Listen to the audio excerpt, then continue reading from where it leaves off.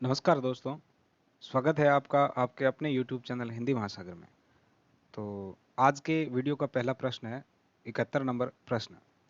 इसमें हम देखेंगे कि प्रकाशन वर्ष की दृष्टि से प्रेमचंद की इन रचनाओं का सही क्रम किस विकल्प में है। यानी ये जो 4 रचनाएं दी हुई है प्रेमचंद की, इसमें क्रमशः है कौन सा विकल्प है वो सही है सन की दृष्टि से।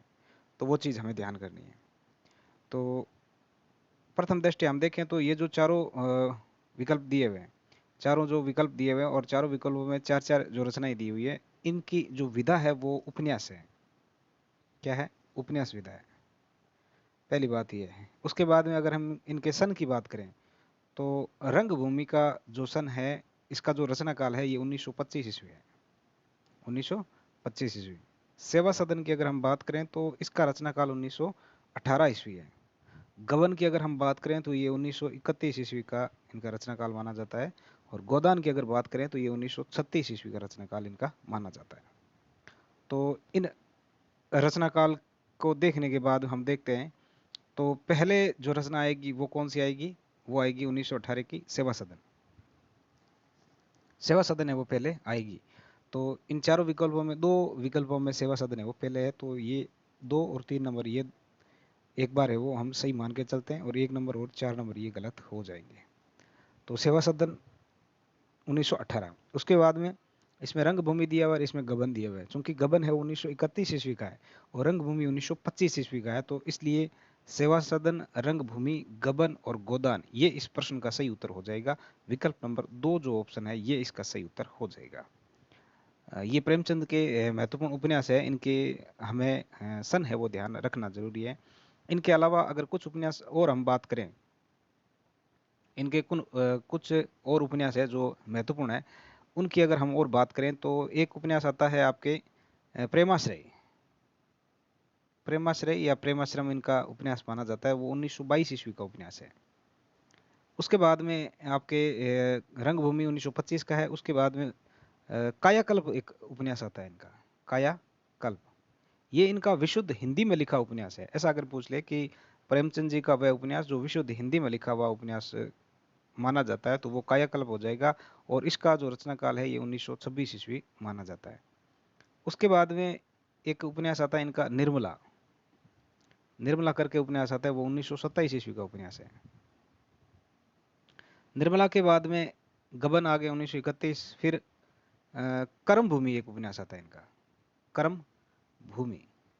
कर्म भूमि करके एक उपन्यास इनका आता है, वो 1933 ईस्वी का इनका उपन्यास है।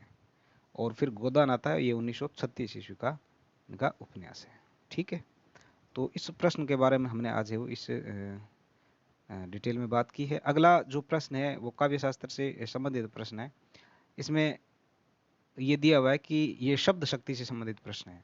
इनमें से कौन सा कथन सही नहीं है, तो वो हमें देखना है। शब्द शक्ति से संबंधित प्रश्न विकल्प इसमें दिया हुआ है कि इनमें से कौन सा कथन है वो सही नहीं है, वो देखना है। तो अभिधा शक्ति द्वारा केवल रूढ़ शब्दों का अर्थबोध होता है। मुख्य अर्थ के बाधित होने पर ही लक्षणा शक्ति कार्य करती है। व्यंजना शक्ति शब्द के मूल में छिपे हुए अकथित अर्थ को द्योतित करती है। व्यंजना शक्ति केवल शब्द पर ही नहीं अर्थ पर भी आधारित रहती है। तो क्या हो जाएगा इसका उत्तर? इसका उत्तर है वो 1 नंबर ऑप्शन हो जाएगा। 1 नंबर जो ऑप्शन है ये इसका उत्तर हो जाएगा। अविदा शक्ति जो है केवल रूढ़ शब्दों के द्वारा अर्थबोध नहीं करवाती। अविदा जो शब्द शक्ति होती है वो केवल रूढ़ शब्दों पर अर्थबोध नहीं करवाती है। ये 3 जो शब्द है इसके, उन 3 शब्दों के द्वारा इसका अर्थबोध है वो होता है। एक तो है रूढ़, दूसरा है यौगिक, और तीसरा है योग रूढ़। क्या है? योग रूढ़। इन 3 शब्दों के माध्यम से अभिधा शब्द शक्ति का है वो अर्थबोध होता है। तो ये चीज हमें ध्यान रखनी है। ठीक है। चलिए, मुख्य अर्थ के बाधित होने पर ही लक्षणा शक्ति कार्य करती है, बिल्कुल सही है। लक्षणा शब्द शक्ति क्या होती है, कहाँ होती है? 3 जगहों पे होती है। एक तो इसमें क्या होता है, मुख्य अर्थ अगर बाधित हो जाए तो उसके बाधित होने के बाद में दूसरा लक्ष्य अर्थ निकाला जाता है, तो वहां लक्षणा शब्द शक्ति होती है। उसके अलावा लक्षणा शब्द शक्ति वहां होती है जहां रूढ़ि या प्रयोजन आ जाए। दूसरा ये, जहां रूढ़ि या प्रयोजन आ जाए वहां लक्षणा शब्द शक्ति होती है। या उसके अलावा अगर हम बात करें कि इस जो मुख्य अर्थ से संबंधित दूसरा अगर लक्ष्य अर्थ ले लिया जाता है तो वहां भी लक्षणा शब्द शक्ति है वो प्रयुक्त होती है। तो ये तीन चीजों के माध्यम से है वो लक्षणा शब्द शक्ति का कार्य है वो होता है, संपन्न किया जाता है। व्यंजना शक्ति शब्द के मूल में छिपे हुए एकत्रित अर्थ को द्योतित करती है। बिल्कुल व्यंजना शब्द शक्ति में क्या होता है, व्यंजना शब्द शक्ति जो होती है इसमें सब कुछ पाठक के विवेक पर निर्भर होता है। पाठक के विवेक विवेक पर निर्भर होता है और पाठक उसका अपने विवेक से है वो अन्य अर्थ निकालता है। तो ये चीज है वो व्यंजना शब्द शक्ति के अंतर्गत आता है। व्यंजना शब्द शक्ति के मूल में छिपे हुए एकत्रित अर्थ को द्योतित करती है, यानी जो अर्थ है वो वास्तव में उस वाक्य में नहीं दिया होता है, उसके अलावा दूसरा अगर कोई अन्य अर्थ निकाला जाता है तो वो व्यंजना शब्द शक्ति के अंतर्गत आता है। व्यंजना शक्ति केवल शब्द पर ही नहीं अर्थ पर भी आधारित होती है। ये शब्द पर नहीं, ये अर्थ पर भी आधारित होती है। तो ये चीज हमें ध्यान रखनी है। इससे संबंधित एक प्रश्न है वो पूछा गया था फर्स्ट ग्रेड के अंदर ही, जो स्कूल व्याख्याता भर्ती थी उसके अंतर्गत ही एक प्रश्न पूछा हुआ था कि शब्द शक्ति के संदर्भ में व्यापार और शक्ति शब्द, व्यापार और शक्ति शब्द का प्रयोग है वो किसने किया था। तो ये प्रश्न है वो एक बार स्कूल व्याख्याता की भर्ती में ये पूछा गया है। तो व्यापार का अगर हम बात करें तो व्यापार जो शब्द है इसका प्रयोग है वो मम्मट ने किया था। किसने किया था? मम्मट ने किया था। और शक्ति जो शब्द है इसका प्रयोग है वो विश्वनाथ ने किया था। किसने किया था? विश्वनाथ ने किया था। शक्ति शब्द का प्रयोग किसने किया था? विश्वनाथ ने किया था। यहाँ श आ रहा है और यहाँ भी श आ रहा है, तो इस श से है वो हमें पहचान करनी है। वैसे जिसमें शक्ति होता है वो विश्व का नाथ होता है, यानी विश्व का स्वामी होता है, स्वामी होता है। तो उस हिसाब से हमें इसको याद करना है कि शक्ति शब्द का प्रयोग शब्द शक्ति के संदर्भ में किसने किया था, तो वो विश्वनाथ थे। और व्यापार शब्द का प्रयोग शब्द शक्ति के संदर्भ में किया था मम्मट ने। तो ये चीजें हम ध्यान रखनी है। चलिए अगला जो प्रश्न इसमें दिया हुआ है अलंकार से संबंधित ये प्रश्न है इसमें कि कौन सा कथन है वो गलत है। तो वो चीज हमें देखनी है। विभावना विरोध मूलक अर्थ अलंकार है। उपमान को अप्रस्तुत भी कहते हैं। उपमा अलंकार समस्त सादृश्य मूलक अलंकारों का प्राण है। दृष्टांत अलंकार में सामान्य कथन का समर्थन विशेष कथन द्वारा किया जाता है। तो इसमें हमें सही उत्तर का चयन करना है। क्या हो जाएगा आपके दृष्टिकोण से इसका उत्तर सही? इसका सही उत्तर हो जाएगा 4 नंबर ऑप्शन। दृष्टांत अलंकार में सामान्य कथन का समर्थन विशेष कथन द्वारा किया जाता है। तो ये इस प्रश्न का सही उत्तर हो जाएगा, चूंकि ये प्रश्न है वो दृष्टांत अलंकार की परिभाषा ये नहीं है। आज का आपका ये प्रश्न है कि ये जो परिभाषा है सामान्य कथन का समर्थन विशेष कथन द्वारा किया जाता है, ये परिभाषा किस अलंकार की है? आपको उस अलंकार का नाम है वो कमेंट बॉक्स में कमेंट करना है। तो आज का आपका ये प्रश्न है, ठीक है। उसके बाद में विभावना जो अलंकार है ये विरोध मूलक अर्थ अलंकार माना जाता है। देखिए इसमें अलंकारों की अगर हम बात करें तो अलंकार हिंदी साहित्य के अंदर 3 प्रकार के हमने यूज किए हैं। हिंदी साहित्य में 3 प्रकार के अलंकार है वो प्रयोग किए जाते हैं। एक तो आता है अर्थालंकार, दूसरा आता है शब्दालंकार, और तीसरा इन दोनों का मिला जुला रूप होता है जिसे बोलते हैं उभयालंकार। क्या नाम कहते हैं? उभयालंकार। अब देखिए इनके जो अर्थ और शब्द के आधार पर जो अलंकारों का विभाजन किया गया है, तो इसके माध्यम से भी प्रश्न बहुत बार पूछे जाने के चांस रहते हैं। जैसे इसमें पूछ लिया कि विभावना अलंकार है वो अर्थालंकार है या शब्दालंकार है, तो ये अगर हमें ध्यान है तो हम इसको सही कर सकते हैं। तो पहले अगर हम देखें कि जो अलंकार है वो शब्दालंकार कौन कौन से है। शब्दालंकार में 3-4 अलंकार ही महत्वपूर्ण है जो आएंगे, अगर उनको याद कर लिया तो बाकी जो बचते हैं वो सारे अर्थालंकार में चले जाएंगे। तो ये चीज हमें ध्यान रखनी है।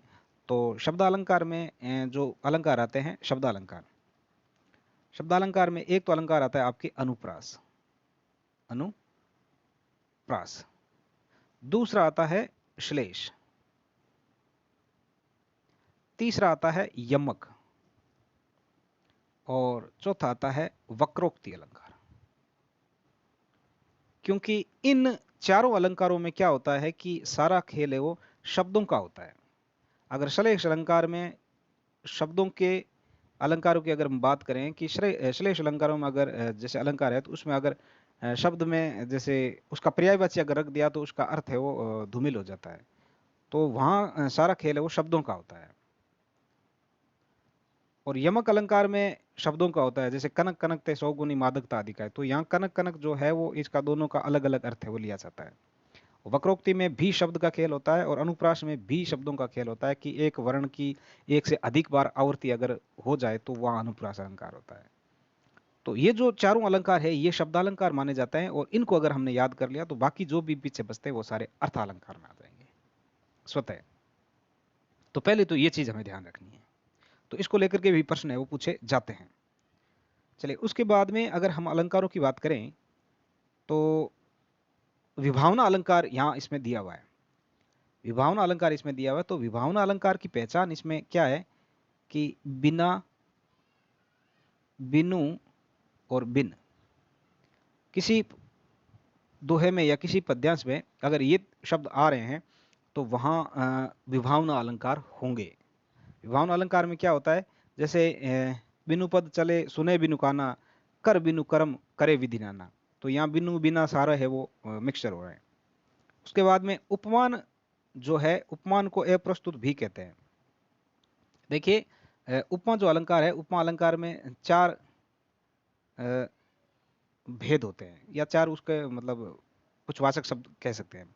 तो उसमें क्या होता है, एक तो होता है उपमेय, दूसरा आता है उपमान, तीसरा होता है वाचक शब्द और चौथा होता है साधारण धर्म।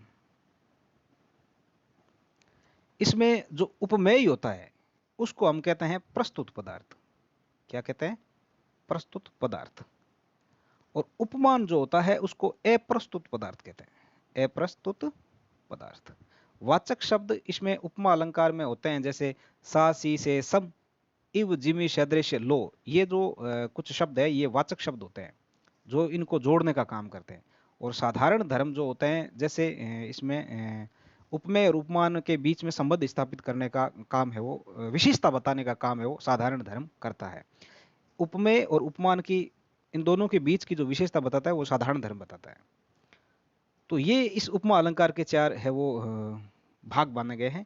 तो उपमेय जो होता है ये प्रस्तुत होता है, ये हमारे पास होता है। जैसे मुख चंद्र सा सुंदर, मुख चंद्र सा सुंदर, तो यहां मुख जो है वो उपमेय है, मुख जो है वो उपमेय है। और चंद्र क्या है, यहां उपमान है, चंद्र है उपमान। मुख चंद्र सा जो है ये वाचक शब्द है और सुंदर है ये विशेषता बता रहा है, तो ये साधारण धर्म हो जाएगा। तो ये उपमा अलंकार के संदर्भ में हमने इसमें बात की है। चलिए अगला जो प्रश्न है ये भी अलंकार से संबंधित प्रश्न दिया हुआ है। किस विकल्प में अलंकार और उसका उदाहरण है वो सुमिलित नहीं है, तो वो हमें देखना है। तो भ्रांतिमान अलंकार में दिया हुआ है कि जान श्याम को श्याम घन नाच उठे वन मोर, श्लेष अलंकार में बलिहारी नरकूप को कोप की गुण बिन बूंदन दही। और अगला जो उदाहरण अलंकार है इसमें सट सुधरे ही सत संगति पाई, पारस परशिकु धातु सुहाई। और व्यतिरेक जो अलंकार है इसमें दिया हुआ है कि मुख मयंक सोहे सखी मधुर वचन सविशेष। तो इसका उत्तर क्या हो जाएगा, इसका उत्तर हो जाएगा 3 नंबर ऑप्शन। उदाहरण अलंकार का ये उदाहरण नहीं है, तो 3 नंबर ऑप्शन इसका उत्तर हो जाएगा। अगला जो प्रश्न है इसमें छंदों से संबंधित प्रश्न है। छंद से संबंधित प्रश्न है वो मैं मानता हूं कि गलत नहीं होना चाहिए। तो कौन सा कथन है वो सही नहीं है छंद से संबंधित? पहला विकल्प है कि चौपाई मात्रिक समछंद है। दूसरा विकल्प है कि दोहे के विषम चरणों में 11 मात्राएं होती है। तीसरा विकल्प है कि उल्लाला मात्रिक अर्ध समछंद है और द्रुत विलंबित वर्णिक समवृत्त छंद है। तो क्या हो जाएगा इसका उत्तर? इसका उत्तर क्या हो जाएगा? इसका उत्तर हो जाएगा 2 नंबर ऑप्शन। इसमें दिया हुआ है कि दोहे के विषम चरणों में 11 मात्राएं होती हैं, ये बिल्कुल गलत है। इसने ये जो विशेषता बताई ये दोह की नहीं बताई है, ये बताई है शोरठे की। ये किसकी बताई है? सोरठे की। इसमें क्या होता है कि जैसे दोहा होता है, दोहे के, अब सारी विस्तार से आपको क्या बताइए, सब समझदार हैं। दोहे के जो विषम चरण होते हैं, विषम चरण जिसमें जैसे पहला, दूसरा, तीसरा और चौथा, ये पहला और तीसरा ये हो गए विषम चरण और ये हो गए सम चरण। जैसे रई मन धागा प्रेम का, यहाँ ये पहला हो गया। मत तोड़ो चिटका, ये दूसरा हो गया। टूटे से फिर ना जुड़े जुड़े गांठ पड़ जाए, तो ये हो गया पहला, ये हो गया दूसरा, ये हो गया तीसरा और ये गया चौथा। तो इसको हम विषम चरण कहते हैं, इसको हम सम चरण कहते हैं। हमें सबसे पहले दो हाई ध्यान रखना है। अब दो हाथ सबसे पहले ध्यान रखेंगे तो हमें क्या करना है कि इसमें जो विषम चरणों में क्या आ रहा है, या एक आ गया, ये तीन आ गया, तो बस हम यही ध्यान रखना है कि विषम चरणों में एक और तीन ही आएगा, यानी 13 ही आएगा। दोहे के अंदर विषम चरणों में 13 आएगा, और सम जो चरण है ये 2 और 4, इसमें 11-11 मात्रा आएंगी। ये चीज ध्यान रखनी है। इसमें थोड़ा कंफ्यूजन करने वाली चीज होती है, क्योंकि जो दोहा होता है वो सोरठे का बिल्कुल उल्टा होता है। जैसे दोहे के अंदर 13 मात्राएं विषम चरणों में होती है, जबकि ये जो 13 मात्राएं सोरठे में वो सम चरणों में होती है, और सोरठा और रोला दोनों एक समान होते हैं। तो ये चीज ध्यान रखनी है हमें, ठीक है। तो ये इस प्रश्न का सही विकल्प हो जाएगा। चौपाई है वो मात्रिक सम छंद है, इसके प्रत्येक चरण में है 16 मात्राएं होती है, ये हमें ध्यान रखनी है। उल्लाला जो है वो मात्रिक अर्ध समछंद है, उल्लाला मात्रिक अर्ध समछंद है। और ये जो उल्लाला है वो रोला और उल्लाला दोनों जब मिलते हैं ना, तो छप्पई छंद का निर्माण करते हैं। किसका? छप्पई छंद, छप्पई छंद। रोला और उल्लाला दोनों मिलकर के क्या करते हैं? छप्पई छंद का निर्माण करते हैं। और ये उल्लाला है वो मात्रिक अर्ध समछंद माना जाता है। और द्रुत विलंबित जो छंद है ये वर्णिक सम मात्र छंद है, इसके अंदर 12 वर्ण आते हैं, और इसकी पहचान है नभ भर, नगण भगण भगण रगण। तो ये द्रुत विलंबित, ये वर्णिक छंद है, ये ध्यान रखना है हमें। और एक चीज और ध्यान रखें तो रख सकते हैं कि दोहा जो है उसमें 24 मात्राएं होती है। सोरठे के अंदर भी 24 मात्राएं होती हैं। दोहे के अंदर 24 होती है, सोरठे के अंदर भी 24 मात्राएं होती है। और दोहा मात्रिक अर्ध सम छंद है। देखो मात्रिक तो है ही, अर्ध सम कैसे हो गया?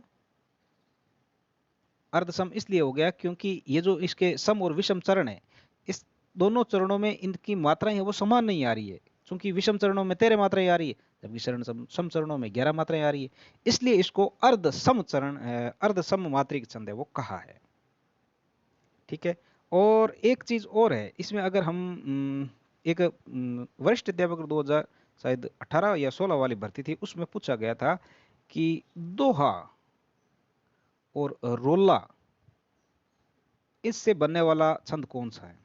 दोहा और रोला से बनने वाला छंद कौन सा है? तो वो छंद है कुंडलिया। क्या है? कुंडलिया। ये प्रश्न है वो पूछा हुआ है। तो दोहा और रोला से कुंडलिया छंद है वो बनता है। तो ये चीज हमें ध्यान रखनी है। अगला जो प्रश्न है, हरिगिति का छंद के संबंध में कौन सा कथन सही नहीं है? देखिए एक पर्टिकुलर एक हरिगिति का छंद के बारे में पूछा है, तो मैं उसको आपको बता देता हूं कि हरिगिति का जो छंद है इसमें क्या होता है, 28 मात्राएं होती है। हरिगिति का छंद के अंदर 28 मात्राएं होती है, और ये इसकी जो यति है 14, सॉरी 14 नहीं, 16 और 12 मात्राओं पर इसकी है यति होती है। 16 और 12 मात्राओं पर इसकी यति होती है। और इसके अंत में, जैसे हरिगिति का नाम है, हरिगिति का नाम है, तो अंत में ना क्या आ रहा है? जो अंत के दो शब्द वर्ण है उनको हमें देखना है। का है ये गुरु है, और ती है ये लघु है। तो इसी से हमें ध्यान रखना है कि हरिगिति का जो छंद है इसके अंत में लघु गुरु आते हैं। क्या आते हैं? लघु गुरु आते हैं, लघु गुरु आते हैं। ये चीज हमें ध्यान रखनी है। और इसी का एक छोटा भाई है जिसको बोलते हैं गीतिका। उसमें 26, वो 26 मात्राओं का छंद है, और उसमें 14 और 12 मात्राओं पर यति होती है। और उसमें उसके अंत में भी लघु गुरु आता है। जैसे गीतिका है वो सेमी, हमें उस हिसाब से ध्यान रखना है। तो ये भी मात्रिक सम छंद माना जाता है। तो हरिगीति का जो छंद है उसके संदर्भ में हमें असंगत कथन है वो छांटना है। तो ये मात्रिक सम छंद है, ये बिल्कुल सही बात है। इसके प्रत्येक चरण में 28 मात्राएं होती है, ये भी सही बात है। 16 और 12 मात्रा पर इसकी यति होती है, ये बात भी सही है, लेकिन अंत में गुरु लघु होता है, ये बात गलत है। हरिगीति का छंद के अंत में लघु गुरु होता है। क्या होता है? लघु गुरु। पहचान किस तरीके से करनी है अपने को? गीतिका, ती का, ती है वो लघु है और का है वो गुरु है, तो लघु गुरु है, इस तरीके से हमें याद इसको रखना है। आगे अगर हम बात करें कि काव्य गुण के विषय में कौन सा कथन है वो गलत है, तो वो हमें देखना है। मैं जल्दी जल्दी इसलिए बता रहा हूं ताकि वीडियो ज़्यादा बड़ा नहीं बन जाए और छोटे से वीडियो में बहुत सारी जानकारी है वो आपको पहुंचा दूं, आप तक पहुंचा दूं। तो थोड़ा सा हो सकता है मेरी स्पीड थोड़ी सी फास्ट हो, तो आप अगर फास्ट लग रही है तो बताएं ज़रूर, ताकि अगले में थोड़ा सुधार कर सकें। काव्य गुण के विषय में कौन सा कथन है वो गलत है, तो वो चीज़ हमें बतानी है। आचार्य मम्मट के अनुसार गुण रस के उत्कर्ष के कारण रूप धर्म है। आचार्य भरत मुनि ने गुणों की संख्या 8 मानी है, जिसमें स्वच्छंदता, सरलता और सहज ग्राह्यता हो, प्रसाद गुण कहलाता है। माधुर्य गुण का संबंध श्रृंगार, करुण और शांत रसों से होता है। तो क्या हो जाएगा इसका उत्तर? इसका उत्तर हो जाएगा 2 नंबर ऑप्शन। इसका उत्तर क्या हो जाएगा? 2 नंबर ऑप्शन अब इसका उत्तर हो जाएगा। इसने बताया कि भरतमुनि कह रहा है कि गुणों की संख्या 8 है। भरतमुनि के अनुसार गुणों की संख्या 8 नहीं है, भरतमुनि के अनुसार गुणों की संख्या 10 मानी गई है। कितनी मानी गई? 10 मानी गई है।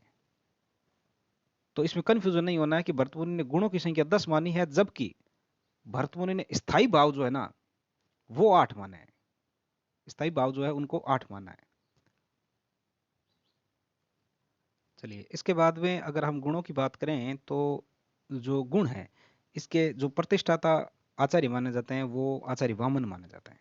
कौन माने जाते हैं? आचार्य वामन माने गए। और इनकी एक परिभाषा बहुत फेमस है, बहुत प्रसिद्ध है कि काव्य शोभाया कर्तारो धर्मः गुणा। तो ये चीज है वो इन्होंने कही है गुण के संदर्भ में। और भरत मुनि के अलावा जो आचार्य दंडी हुए उन्होंने भी 10 गुण ही माने हैं। और सबसे प्रसिद्ध अगर गुण और हिंदी साहित्य के संदर्भ में सबसे मान्य अगर गुण माने गए हैं तो वो आचार्य आनंद वर्धन के माने गए हैं। आनंद वर्धन के गुण माने गए हैं, जिन्होंने 3 गुण माने हैं: माधुर्य, प्रसाद और ओज। और इनका समर्थन किया है आचार्य मम्मट ने। आचार्य मम्मट ने किया है। और वामन ने गुण है वो 20 माने हैं। 20। चलिए, अगला जो प्रश्न है इसमें दिया हुआ है कि कौन सा कथन सही नहीं है? कौन सा कथन सही नहीं है? रसाभिव्यक्ति के कारणों को विभाव कहते हैं। आलंबन और उद्दीपन विभाव के भेद हैं। आलंबन और उद्दीपन विभाव के भेद हैं। जिन क्रियाओं से आलंबन के हृदय में जागृत भावों का साक्षात्कार होता है वह व्यापार अनुभाव कहलाता है। अनुभाव के कायिक, वाचिक, सात्विक, आहार्य आदि भेद किए गए हैं। तो क्या हो जाएगा इसका सही उत्तर? इसका सही उत्तर हो जाएगा 3 नंबर ऑप्शन। जिन क्रियाओं से आलंबन के हृदय में जागृत भावों का साक्षात्कार होता है वह व्यापार अनुभाव कहलाता है। ये भी बात है बिल्कुल गलत की गई है, तो ये इसका सही उत्तर हो जाएगा। आलंबन और उद्दीपन ये विभाव के भेद है, बिल्कुल सही बात है। और इसके बारे में हम है वो एक विस्तृत क्लास है वो लेकर आएंगे। इसमें अगर हमने बताना शुरू कर दिया तो बहुत लंबा वीडियो हो जाएगा। तो ये चीज़ हम ध्यान रखनी है कि अनुभव जो है ना, ये अनुभव जो है इसके 7 भाग है, 4 भाग है, जिसके नाम आते हैं कायिक, वाचिक, सात्विक और आहार्य।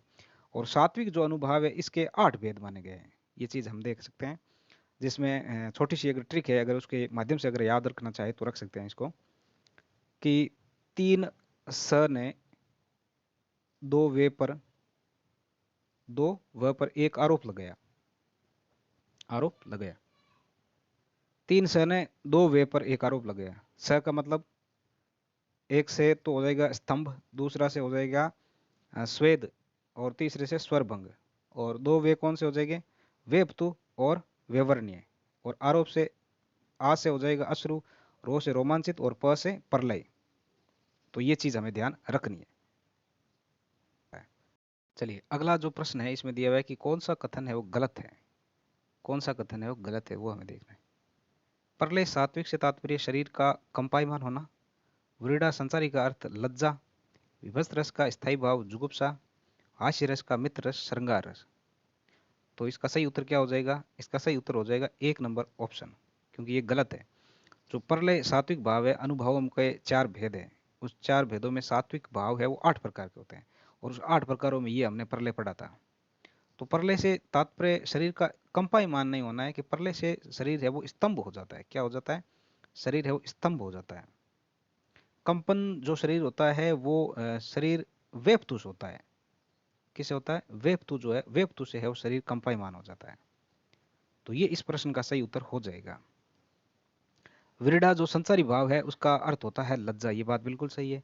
विभत्स रस है जो उसका स्थायी भाव है वो जुगुप्सा है। और हास्य रस का मित्र रस श्रृंगार रस है। इनको अगर हम डिटेल में बात करें ना, तो अभी 1 घंटा भी कम पड़ जाए। तो इन सब के बारे में, ये सारे एक एक अलग अलग टॉपिक है। जैसे सात्विक भाव है तो ये अनुभाव के बारे में पूछा है, ये संसारी भाव के बारे में पूछा है, ये स्थायी भावों के बारे में पूछा है। तो ये इसकी एक प्रत्येक टॉपिक की अलग है, वो कक्षा में लेकर आऊंगा, जल्दी ही लेकर आऊंगा। इसके लिए आप थोड़ा सा धैर्य रखें, इंतजार करें। आज का अंतिम प्रश्न है इसमें। अ, भरतमुनि के रस निष्पत्ति विषयक सूत्र के प्रथम व्याख्याता कौन थे? भट्टनायक, भवनगुप्त, भट्टलोल्लट, शंकुक। तो इसका उत्तर हो जाएगा भट्टलोल्लट। इसके बारे में हमने जो 2015-16 का जो पेपर सोल्व किया था उसमें विस्तृत रूप से इसके बारे में चर्चा की है। अगर वो वीडियो नहीं देखा है तो इस वीडियो की डिस्क्रिप्शन से उन वीडियो की लिंक है वो ले लें, और पहले जाकर के वो वीडियो जरूर देखें। पहले देखें बाद में देखें, लेकिन वो वीडियो जरूर देखें। तो मिलते हैं, आज के वीडियो में हमने 10 प्रश्न सम्मिलित किए हैं। मिलते हैं अगले वीडियो में, तब तक के लिए नमस्कार, जय हिंद।